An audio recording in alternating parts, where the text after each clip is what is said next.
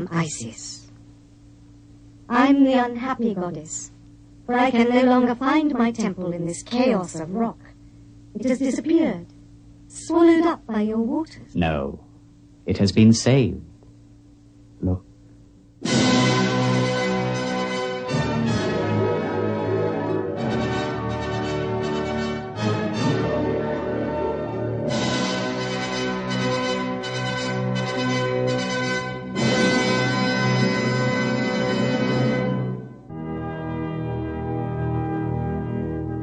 And you who hear my voice, you who have come from the four corners of the earth to admire Egypt's treasure, which a French sailor once called the Pearl of Egypt.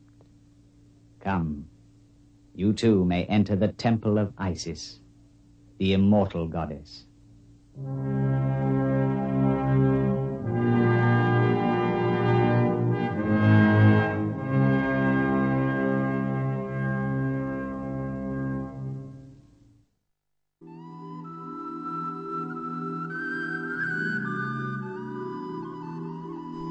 In the pharaonic era, Aswan was the capital of the first region of Upper Egypt, as it lies at the end of the Nile Valley. It was a cultural passroad linking Egypt with Africa, a castle on the borders safeguarding the southern gate of Egypt. It was known as Suwan, meaning the market. Later the Arabs added letter A to become Aswan. Modern Aswan occupies the same place of the old one by the eastern bank of the Nile. It's a city that boasts of its historical heritage and honorable past and looks forward to a prosperous future, especially after building the high dam. The region of the first cataract, marked by its gigantic granite rocks in the middle of the stream, sets the borders of ancient Aswan and forms the beginning of the Nubian land that extends from the first cataract in Aswan to the fourth one in Sudan. The ancient capital of Aswan province was Elephantine Island.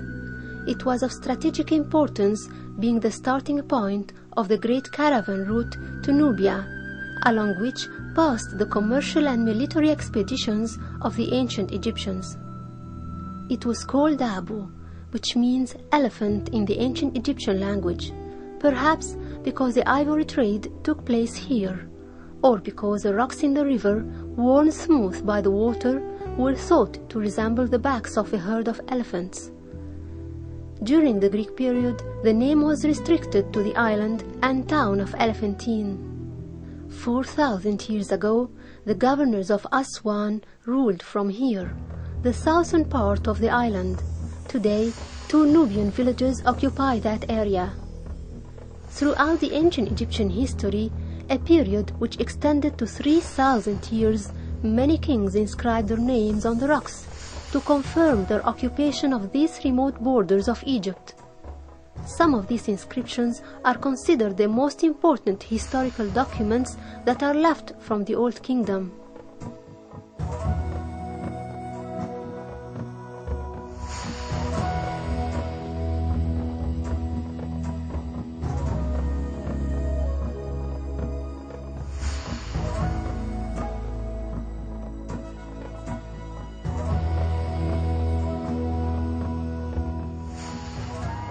At the sandy hills of the West Bank, behind which the sun dies every sunset, the governors chose to cut their tombs in the rocks overlooking the East Bank. The ancient staircase consists of 2 parallel flights of steps, separated by a ramp-up where the sarcophagi were drawn, and leads to the tombs which are colored inside.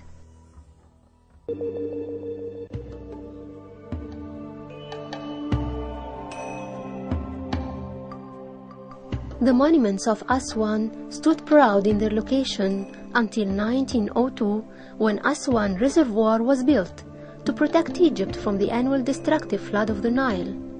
The rising water began to overflow the monuments behind the reservoir most of the year. They were flooded and hensely damaged.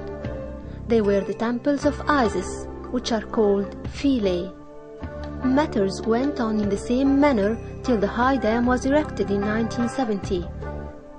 As Philae lay between the old and new dams, there was a fear of a daily increase or decrease of water level between 102 to 110 meters to generate electricity from the dam. This was a real threat to the rocks of the temples. The continual change in the water level damaged the temples, and besides, they couldn't be visited except by boats. The grey coloring on the lower parts of the rocks shows the effect of their annual immersion over the period between the construction of the two dams. In 1972, an integral project to save the temples was executed by Egyptian and Italian companies. A coffer dam, 812 meters long, surrounded the island of Philae, and the area within this was drained. The temples were dismantled into 40,000 pieces, which were carefully numbered, and were then re-erected on the neighboring island of Agylica, after paving and flattening its surface. In 1980, Ízis temples were finally back to life on Agylica, which is similar in size to the original site, Bige Island, but the 6 meters difference in height will assure an eternal safety to the temples. Philae temples, nearly 14 in number, have been distinguished for their gigantic pylons, attractive reliefs, and abundant religious views on the walls. Hence, scientists consider the temples the richest religious library for the history of Egypt's creed in the late ages. They are surrounded by towering palms and trees, all adding to the rich natural scenery. In Philae, the conflicting tribes of Nubians and Belimes agreed on a peace treaty, and the island became a peaceful gathering place for these tribes.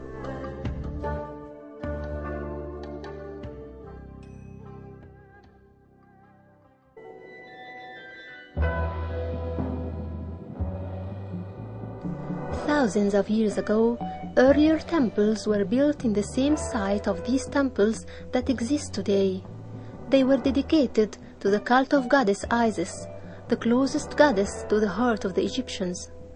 Ízis was worshipped for being a loyal wife and devoted mother. She had been known for her ability to cure patients. She was simply the goddess of love and peace, equated to the Greek goddess Aphrodite.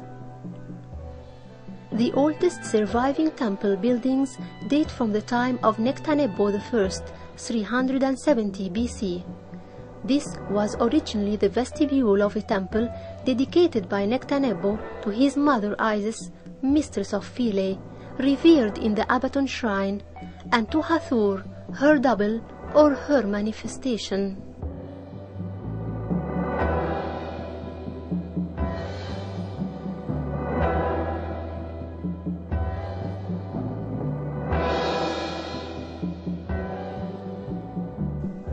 This elegant structure had 14 columns with varying floral capitals.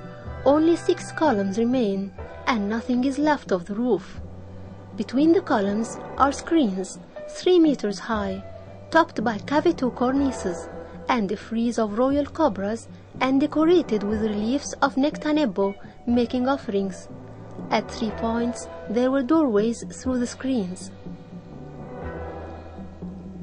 The rest of the buildings now to be seen were erected by the Ptolemies in the last 2 centuries BC and by the Roman emperors in the first 5 centuries AD. The hall of Nectanebo leads into the large outer court of the temple, bounded on the north by the first pylon and on the east and west by colonnades. It dates from the end of the Ptolemaic period or the reign of Augustus. It's 93 meters long and has 31 plant columns 17 feet high, with capitals of very different forms. Most of the columns have reliefs showing the Emperor Tiberius making offering to the gods. The roof of the colonnade, part of which has collapsed, is decorated with stars and flying vultures.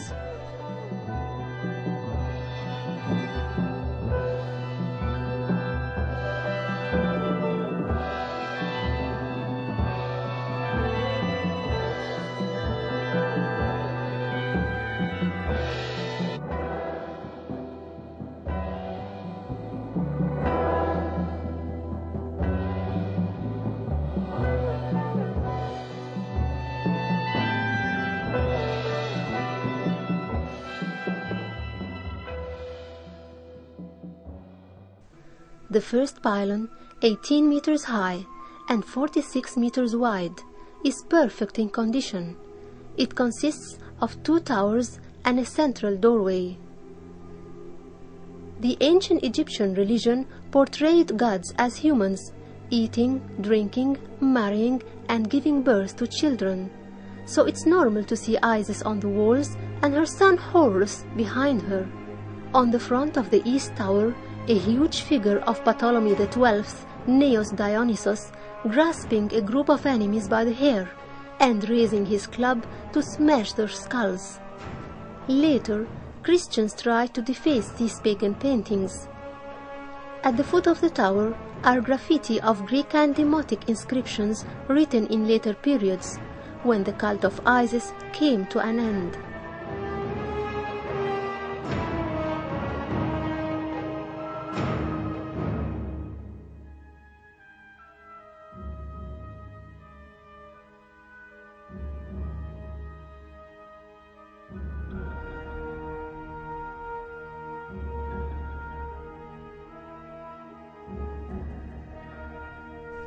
One of the engravings had been carved by the troops of Napoleon Bonaparte in 1799. The names of the British soldiers who died in Sudan were inscribed as well.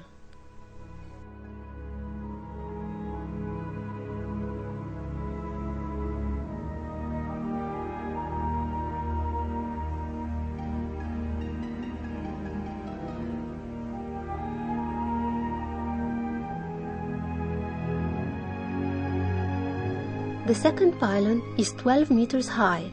The reliefs shows Neos Dionysos dedicating the sacrificial animals to Horus and Hathor. The piece of granite at the foot of the tower has been smoothed to form a stela. It's a bigger copy of the Rosetta Stone. The text is similar in contents, but this one is written in ancient Egyptian hieroglyphics.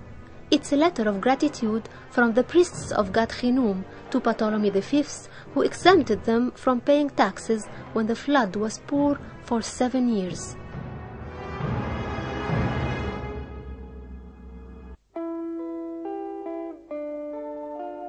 Being a mother goddess, Isis needed a special place in her temple where she can deliver her baby safely.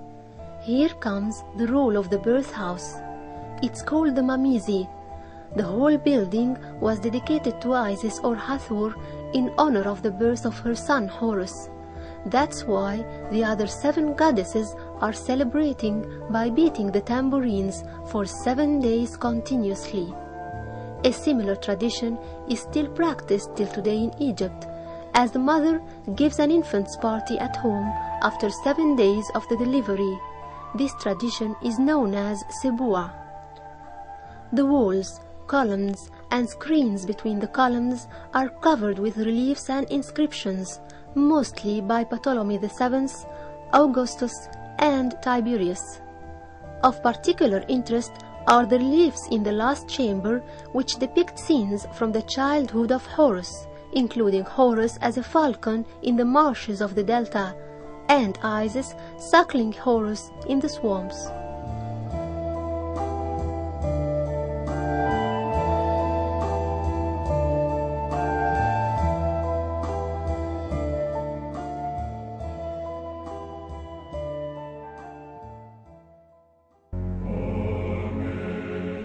The conversion of the vestibule and court into a Christian church is recalled by Coptic crosses incised in the walls, and the Greek inscription that this good work was done in 527 AD during the reign of Justinian. The Egyptian Christians designed their unique form of the cross by reshaping the Ankh, or the key of life hieroglyphic symbol, and turned this section of the vestibule into an altar after defacing the original scenes.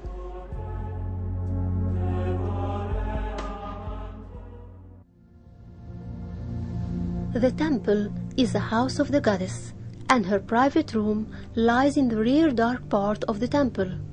It's a sanctuary, also called the Holy of the Holies. A number of antechambers flanked by dark side chambers lead into the sanctuary. It's lit by 2 small windows to emphasize its mysteriousness and sanctity. The granite base is for the sacred boat that was bearing the golden statue of Ízis. It was presented by Ptolemy III and his wife Bernice.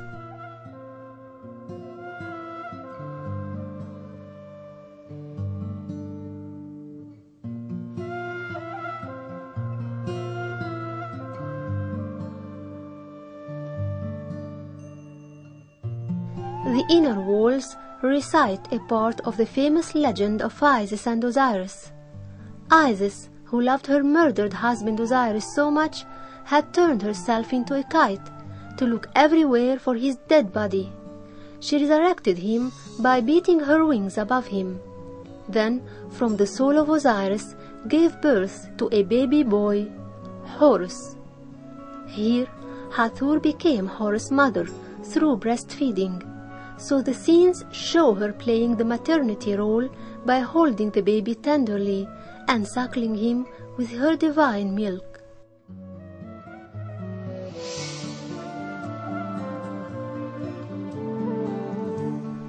Another special scene inside the sanctuary shows Ízis carrying baby Horus on her lap and suckling him. Egyptians glorified the role of the mother in the society, and Ízis was a manifestation of that belief.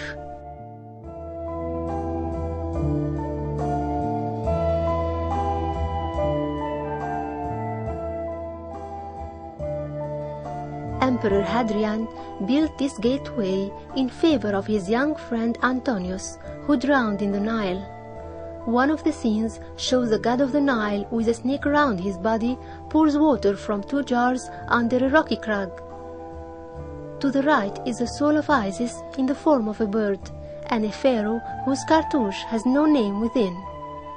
During the Middle Ages, Philae was known as Anaselugut Palace. The legend tells of a young man who loved a girl, but her father banished him to Philae. Anaselugut followed her to the island on the back of a friendly crocodile, and they were finally reunited. The Nilometer is a well built of stone close to the Nile. On its sides are marks that measure the highest and lowest rises of the stream. This is of importance to the peasants for irrigation and also to officials for the purpose of taxation.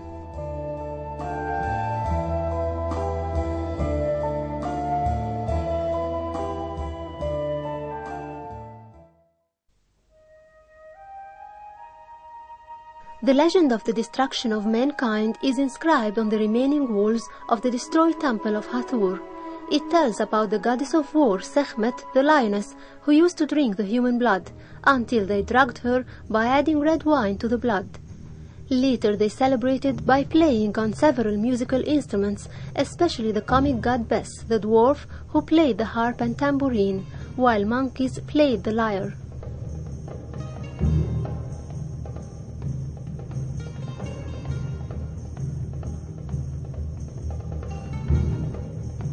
The kiosk of Trajan, with its remarkable floral capitals, dates from the Roman period, but was left unfinished.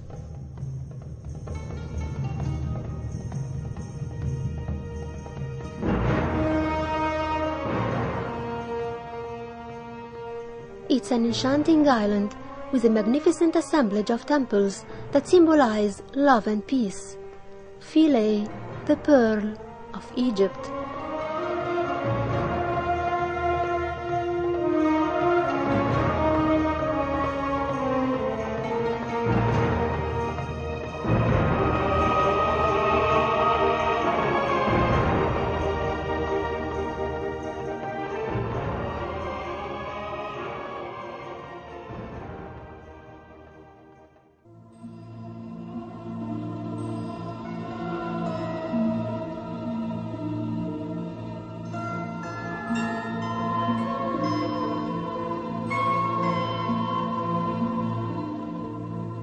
Yes, Philae, my island at the edge of Nubia.